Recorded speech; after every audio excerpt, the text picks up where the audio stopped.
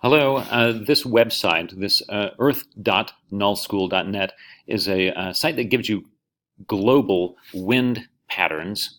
So you can see, you can maneuver this thing around here and see that there are storms happening in the Atlantic Ocean between Europe and North America, and you can see also just a string of things happening in the south. There's an awful lot of information here. Something you can do is if you click on this word Earth, and you can change the way this thing appears. What I'd like for you to do is under Overlay, click on MSLP, that means sea level pressure. Okay, we're going to hear the bell ring a little bit.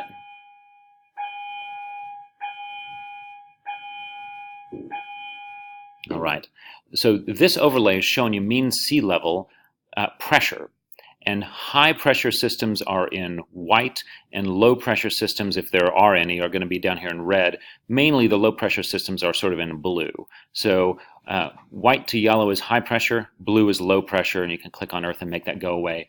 And what I want you to notice is, if you look at the globe, this equator here has this broad band of low pressure across here. This is a blue. So what you should have learned in the atmospheric circulation reading that you did is that low pressure systems will show up around the equator. It also said that high pressure systems should show up about 30 degrees north or south, which they do. You'll see this white zone here, and then it also shows up in the north as well. So you get these high pressure bands also. And if the model fits, if the model of atmospheric pressure holds, you should have another a band of low pressure, which we do, followed by high pressure at the North Pole. And there it is, this white zone there. In the south, you'll see that mirrored as well.